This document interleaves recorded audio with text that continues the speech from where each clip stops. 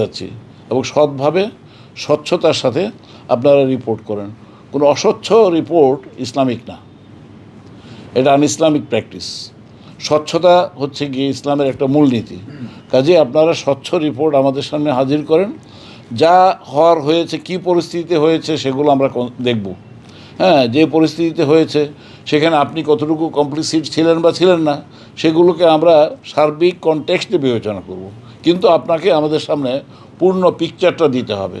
সেটার জন্য আমাদের টিম কাজ করছেন এবং আমি আশা করি যে তারা শীঘ্রই সেই জিনিসগুলো যাচাই বাছাই করে, আমরা বলেছি এমন কোনো রিপোর্ট দেবেন না যে রিপোর্টের মাধ্যমে যিনি দায়ী নন এই ধরনের লোকের নাম চলে আসে।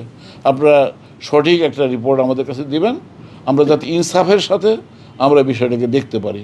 আমরা আপনাদেরকে আশ্বস্ত করতে পারি যে ওই ব্যক্তি যত বড় হন না কেন তাদের ব্যাপারে এই বোর্ড অনমনীয় মানে ভূমিকা পালন করবে। আমরা ইতিমধ্যে বলে দিয়েছি যে সমস্ত বিনিয়োগ খারাপ হয়ে গেছে সেই বিনিয়োগকে অতীতে হয়তো ক্লাসিফাইড হিসেবে দেখানোর ব্যাপারে বাধা ছিল। কারণ হচ্ছে কয়েকজন বড় বড় লোকের মধ্যে একজন আরেকজনকে প্রভাবিত করেছে, কাজেই অমুক পার্টির বিনিয়োগ ক্লাসিফাইড হিসেবে দেখানো যাবে না।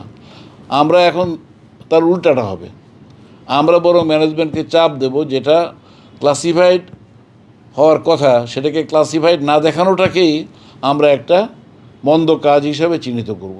কাজে আপনি বুঝতে পারছেন ব্যক্তি প্রতিষ্ঠানের চাইতে বড় না।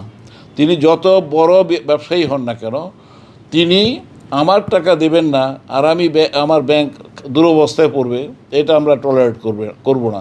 আমাদের নিয়মাচারের মধ্যে যে সমস্ত জামানতের ব্যাপার যতটুকু আছে এটার ভিত্তিতে আমরা পদক্ষেপ নেব। এর বাইরে অনেক পদক্ষেপ আছে, আমরা আইন মন্ত্রণালয়ের সাথে দেখব, আমরা কোর্টের মাধ্যমে দেখব, সামাজিকভাবে দেখব। আমি এমনকি বলেছি যে সমস্ত পার্টি টাকা আদায় করছে না আপনারা ব্যানার নিয়ে গিয়ে সেখানে বসে পড়েন ওই বাড়ির সামনে, যে আমরা এই গ্রাহকের কাছে টাকা পাই, তারা দিচ্ছে না। সামাজিক চাপ সৃষ্টি হোক, জনগণ তাদেরকে বয়কট করুক।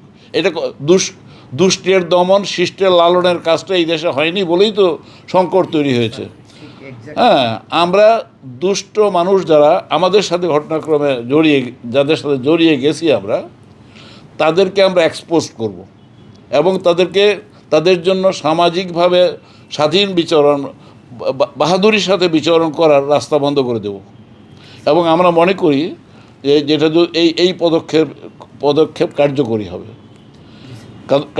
হবে এবং তখন আমি আপনাদেরকে এসে বলতে পারবো আমি মনে করি আমরা সফল হব। আমার অতীত জীবন হচ্ছে আমি অনেক চ্যালেঞ্জ অতিক্রম করে আজকের এই চেয়ারে এসে বসেছি। আল্লাহ তাআলা আমাকে প্রতিটি পদক্ষেপে সাহায্য করেছেন। এখানে আমি যখন এসেছি প্রথমে আমি একটি দোয়া পড়েছি যে মুহাম্মদ সাল্লাল্লাহু আলাইহি ওয়াসাল্লাম মক্কা থেকে মদিনায় যাওয়ার সময় যে দোয়াটা করেছেন সূরা বনী ইসরাঈলের ৮০ নম্বর আয়াত, ওকুর রাব্বি আদখিলনি মুদখালা সিদকাও ওয়া আখরিজনি মুখরাজা সিদকাও ওয়া জাআলনি মিল্লাদুনকা সুলতানান নাসিরা। অর্থাৎ হে আল্লাহ, তুমি আমাকে যেখানে প্রবেশ করাও সততার মধ্যে প্রবেশ করাও, সততার সাথে প্রবেশ করাও। এখানে সততা খুব ওয়াইড রেঞ্জের এক শব্দ। হ্যাঁ, যেখানে দৃঢ়তা দরকার, সাহস দরকার, বলিষ্ঠতা দরকার, এই সবই এই সততার মধ্যে পড়ে। আবার সেখান থেকে যখন আমাকে বের করবে সততার মধ্যে বের করবে। আর আমি সাহায্য প্রার্থনা করি তোমার যে সভরেন পাওয়ার, সেই পাওয়ার দ্বারা তুমি আমাকে সাহায্য করো। এই দোয়া করে আমি চেয়ারে বসেছি এবং এমডি সাহেবকে বলেছি এই প্লাগটা আপনি আমার এই চেম্বারে দিবেন, এই বোর্ড রুমে একটা রাখবেন এবং এমডি সাহেবের রুমের মধ্যে একটা থাকবে। আমরা সততার মধ্যে দায়িত্ব পালন করবো ইনশাআল্লাহ। এই ব্যাংকের শরিয়া বোর্ডের চেয়ারম্যান যিনি, তার সাথে একটু আগে আমার বৈঠক হয়েছে, তাকে বলেছি যে আপনারা এতকাল আপনাদের সামনে যে সমস্ত বাধা ছিল সেগুলো আমরা বাধা দূর করব। শরিয়ার ব্যাপারে যে অর্গানোগ্রাম আছে সেই অর্গানোগ্রামে পরিবর্তন এনে এটাকে একটা ইন্ডিপেন্ডেন্ট শরিয়া বোর্ড হিসেবে যারা তাদের সামর্থ্যের প্রকাশ ঘটাতে পারেন, সত্য কথা যাতে পরিষ্কারভাবে বলতে পারেন। 1 টাকা যদি শরিয়ার পরিপন্থী আপনার আয় হয় সেই টাকা যাতে ডিপোজিটরদেরকে দিতে না হয় কিংবা শেয়ার হোল্ডারদেরকে দিতে না হয়, সেই ধরনের রিপোর্ট আমরা চাই।